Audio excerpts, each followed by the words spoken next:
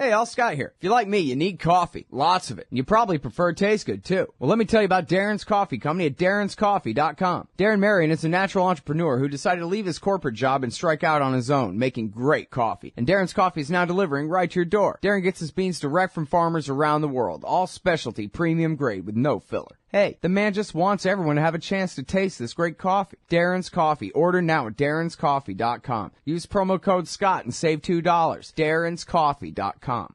All right, on the line we got Peter Van Buren. Next in alphabetical order on my Skype list from Patrick. He is the author of The Ghosts of Tom Joad. Just Ghosts of Tom Joad. A story of the 99%, as well as We Meant Well, How I Helped Lose the Battle for the Hearts and Minds of the Iraqi People. And he blogs at his website, wemeantwell.com. Unfortunately, we're back. We're talking about war in the Middle East once again, and we're talking about an expanded war. The president has made war now on a new country, Syria, which is either the 7th or the 9th country he has attacked, depending on how you count these things. All right, well, Peter Van Buren, Back to the Future in Iraq is the brand new piece at tomdispatch.com. Of course, we'll be running it tomorrow at antiwar.com. And, boy, it is the same thing all over again. Apocalypse Now, Iraq Edition, that's the subtitle here. And we went over quite a bit of this on the show last week, but that's all right. You've got it together as good as anybody as we just get going in what I think you correctly say, unfortunately, is just the very beginning of the same damn thing again that we've already been through here, years of horrible, bloody war in Iraq. It really does get under my skin. You know, I felt when I left Iraq in 2010, and when my book about Iraq, We Meant Well, came out in 2011, that was largely it. I expected Iraq to devolve into some form of chaos that would eventually sort itself out into three statelets, a Sunni, a Shia, and a Kurd statelet, and though they'd fuss with each other, that was kind of where it was supposed to end. Unfortunately, it hasn't ended there, and even more unfortunately, the United States has blindly plunged right back into the swamp in an attempt to accomplish with fewer resources what we failed to already accomplish with many more resources, and that is to create a united single Iraq. It's metastasized into Syria now, and America is again at war in the Middle East. You know, I wonder, of course, a lot of people are cynical and think that the American plan was always to break them up, like there were two parallel plans. One, you know, in the name of holding Iraq together, but the other that was quite deliberately siding with the secessionists among the Shiites and those who would kick all the Sunnis out of Baghdad. And I mean, I guess Barzani and Talabani, there's nobody to pick from among the Kurds who aren't secessionists to one degree or another there. It's pretty much consensus in their system, but you know, Joe Biden has been very upfront about this since before the war, that he always thought Iraq should be broken in three, and he thought America should do the breaking. And so, you know, I wonder if, because after all, we just talked about this with Patrick Coburn, yeah, I guess they're going to try, but like you just said, they're going to accomplish the, you know, the cooling off or the warming up or whichever temperature metaphor you're supposed to use, the rapprochement between the Sunnis and, you know, the Sunni, you know, power holders, I guess, the religious leaders, the tribal chiefs and whatever with Baghdad, you know, based on, without, as you said, without the resources that they had the last time they tried it, and it didn't work back 7 years ago. Now, the thing that caused me to title the article out today, Back to the Future, is that we are trying the same plan. The plan back in 2007 was that the surge, which is just a more marketable term for an escalation, of course, was going to create the political space. The U.S. Army was going to sit on everybody and create the political space that would allow the Sunnis and the Shias to sort out their issues and unite into a government in Iraq. We hadn't really figured out what to do with the Kurds at that time, so let's leave them aside as well. And to help along with this, the United States was going to buy off the Sunnis, and we did that through by identifying the so-called moderate Sunnis of the time and paying them lots of money to break with Al-Qaeda and either come to our side or at least stay kind of neutral. And this is how the foreign fighters were going to be ejected from Iraq and unity was going to be achieved. Well, I think we can tell from today's headlines, if nothing else, that didn't really work out. Once again, however, that's the plan. United States air power and whatever sneaky stuff we're doing on the ground is designed to create political space that will allow the so-called new government of Iraq to achieve unity.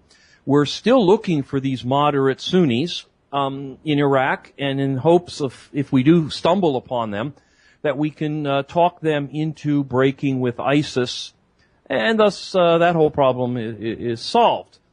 Obviously, the difficulties are fairly straightforward and were laid out in 2007. I mean, what's new in the picture is that the Sunnis are unlikely to go along. I mean, once bitten, twice shy. Right. And after trusting the Americans in 2007 and getting the dirty end of the stick, it seems unlikely that they would make the same mistake twice, even though apparently we are. If you're talking about conspiracy theories or secret plans or something like that, I think the one that might be worth focusing on, and it's not even very, very secret, is how re-entering the Iraq war really was just the way of lubricating the system, if you'll forgive the analogy, to get us into Syria. Over the last, 5 weeks, we've gone from no presence at all in either country to a humanitarian mission in Iraq, to a larger mission in Iraq, to airstrikes, and then, as of last night, we're bombing in Syria, with or without some kind of coalition, whatever. The road to Damascus runs through Baghdad the hard way, huh? We're going the long way around it, but the connection between the slippery slope in Iraq that seems to have led us down the hill into Syria is one that's very, very hard to ignore. Yeah. And so I'll throw out there for the audience to chew over how much of the reinsertion into Iraq really was nothing more than sort of setting up what the U.S. government really wanted to do, which is find a media palatable way to engage in Syria. Mm-hmm. And by that you mean bomb ISIS targets there, or you mean a backdoor to still regime change against Assad in Damascus? Well, I suspect that the goal is both or all or whichever we might actually accomplish. I think the United States recognizes two groups that it would like to get rid of in Syria. One of them, of course, is the quote-unquote terrorists, whatever collection, and the other is Assad. I don't think the United States wants to see either of them there a year from now. Right. Oh, man. Yeah, boy, what Syria's going to look like after the de-Bothification there. Talk about a bloodbath. Holy crap. All right, hold it right there. It's Peter Van Buren, everybody. We'll be right back after this. WeMeantWell.com, TomDispatch.com. Hey, all, Scott Horton here. I want to tell you about this great new book, Livin' La Vida Barocca, American Culture in an Age of Imperial Orthodoxies by Thomas Harrington. While he comes from the left, Harrington has little time for much of what is passed off under that label today. Like us libertarians, he puts peace and freedom first. The book's got great essays on American fascism, empire, the Israeli occupation, the left and Obama, liberalism in the state, and some interesting lessons from the history of Imperial Spain. Livin' La Vida Barocca by Thomas Harrington. Check it out at scotthorton.org/books or scotthorton.org/Amazon. All right, y'all, welcome back to the show. I'm Scott Horton. I'm talking with Peter Van Buren, former State Department official, author of We Meant Well, about his time in Iraq. That's also his website, WeMeantWell.com. He's got this new one at Tom Dispatch, Back to the Future. Same dang failed policy again. I wanted to go back real quick before we... Oh, let me mention real quick 2 footnotes real quick. If anybody wants to read A Clean Break, a new strategy for securing the realm, or coping with crumbling states, I forgot the subtitle of that one, both by David Wimser. Those are both available at my website, scotthorton.org/fair use. And you can find, that's the road to Damascus runs through Baghdad and all that, the neocons. Dick Cheney's Middle East advisor, David Wimser, is the primary author there. All right, so anyway, and then I wanted to say one thing quickly about the awakening thing, about the deliberate plan, whether they were trying really hard to hold the Iraqi state together and they really wanted to integrate these sons of Iraq into the army and all that. Sounded on its face like a plan, not necessarily one that was going to work very well, but that it was something that it was really worth the try. It really does seem, now that I think about it and listen to you talk about it, Peter, like it really just backfired, right? This was an attempt to take advantage of the end of the war for Baghdad to try to get a cooling off in the civil war altogether and try to figure out a way to integrate the Sunnis with under the Baghdad government in the city they'd lost, enough to, as you say, more or less get by, kind of in somewhat crisis, but you know, for the long term, less than the full-scale problem. But what really happened, in effect, by paying them and arming them and calling that truce, was they really solidified a state. At the same time that they had given the Shiites, the Shiite parties, I mean, not the people, but the Shiite leaders, no reason to compromise with the Sunnis anymore since they had Baghdad, and so screw them. They had also then given the Sunnis less and less incentive to want to try to reach out to and work with the Baghdad government, because after all, Petraeus was paying them handsome sums of money and paying their forces to walk around with machine guns, ruling the place, etc. And so, in effect, it sounds like it really just backfired, and what they ended up doing was securing the de facto independence of the west and northwest of the country, and Shiistan from Baghdad to Basra. And now the irony is that America's actions, the plans we discussed before the break, and those will fail, but America's actual actions are going to create exactly the situation that the president says we don't want to create. We have acknowledged Kurdistan as an independent entity. We have allowed the Kurdish forces, the Peshmerga, to fight fully independently of the Iraqi state army. We are arming them separately, supporting them separately. We're allowing the Iraqi state army, the Shia forces, to use their militias in combat, because the Iraqi army itself, of course, fell apart. And we are acknowledging those differences. The Kurds are being allowed to sell oil independently again. A Kurdish tanker that had been held off the coast of Texas was allowed to offload. The Kurds have been selling oil directly to Israel, and that will further separate the Kurds from what you called Shiistan. Meanwhile, the persecution of the Sunnis by the same Shia militias that hunted them down during the American occupation can't do anything but make it clear that there is no place for them in so-called unified Iraq. So America's actions have really set the stage for exactly the thing that America said we don't want.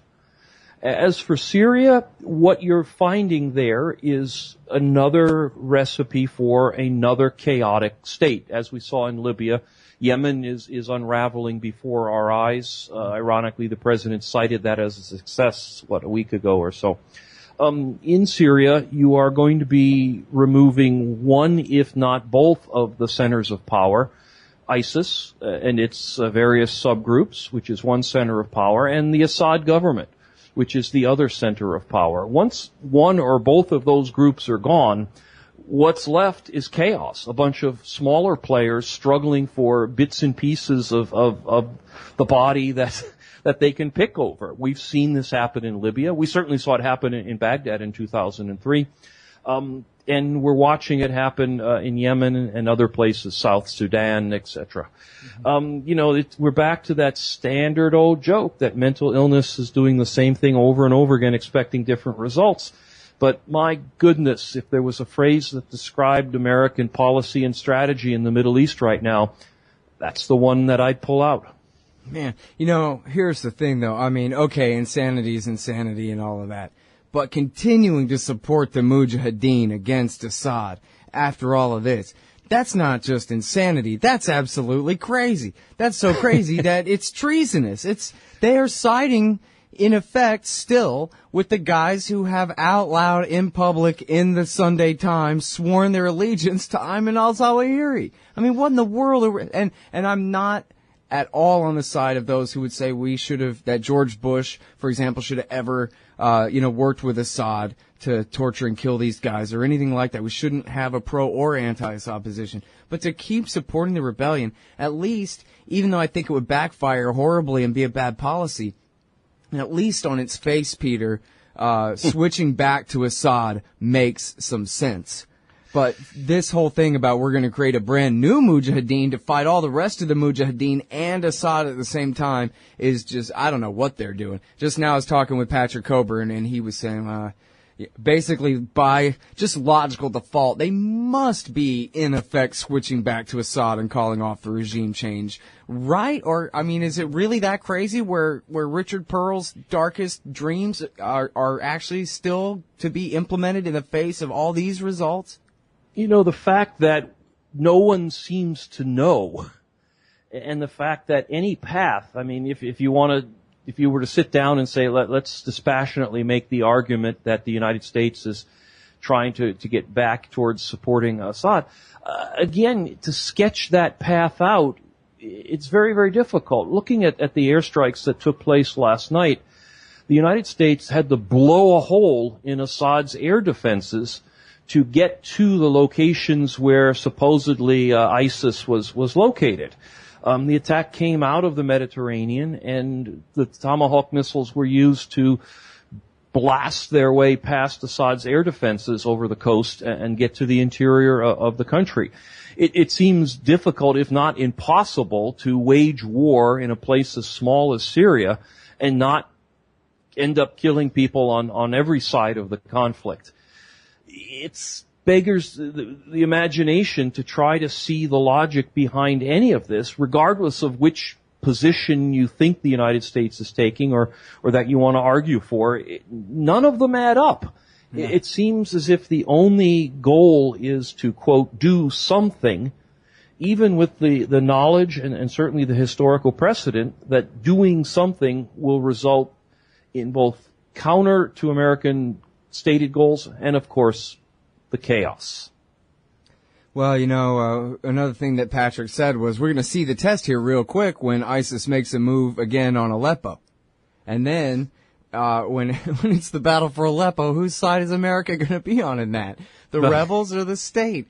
It's going to be one or the other at this point because now we're up to our neck in it.